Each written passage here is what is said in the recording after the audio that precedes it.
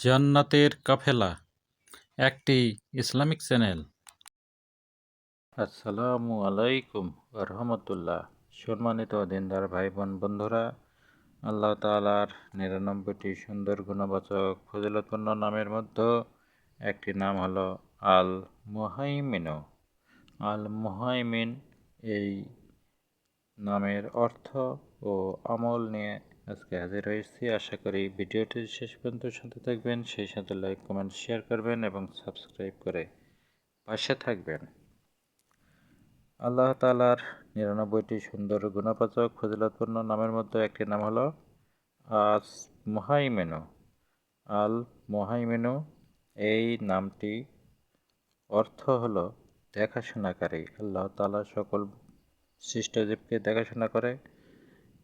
এটি পাঠের অনেক প্রকার ফজিলত রয়েছে। ১ নম্বর ফজিলত হলো, যদি কোনো লোক গোসল করে ২ রাকাত নফল নামাজ পড়ে একাগ্রচিত্তে ইয়া মুহাইমিনু এই ইসম মোবারক বা এই নাম মোবারক ১০০ বার পাঠ করে, আল্লাহ তাআলা তার জাহের বাতেন পবিত্র করে দিবেন, তার ভিতরে বাহিরে পবিত্র করে দেবেন।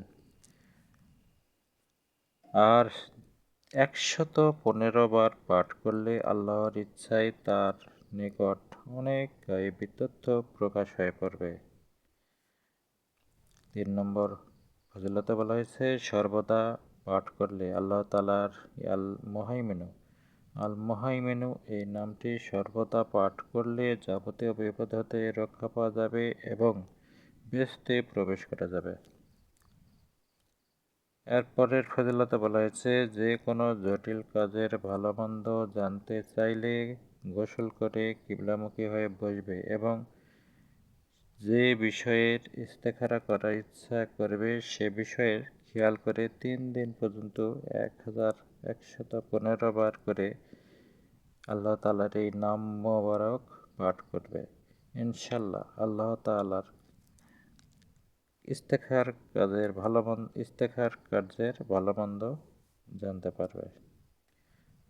যে ব্যক্তি ১১১৫ বার দৈনিক একাধারে এই নাম মোবারক পাঠ করবে আল্লাহর ফজলে, সে ব্যক্তি কলেরা, বসন্ত, প্লেগ এবং অন্যান্য মহামারী হতে নিরাপদ থাকবে।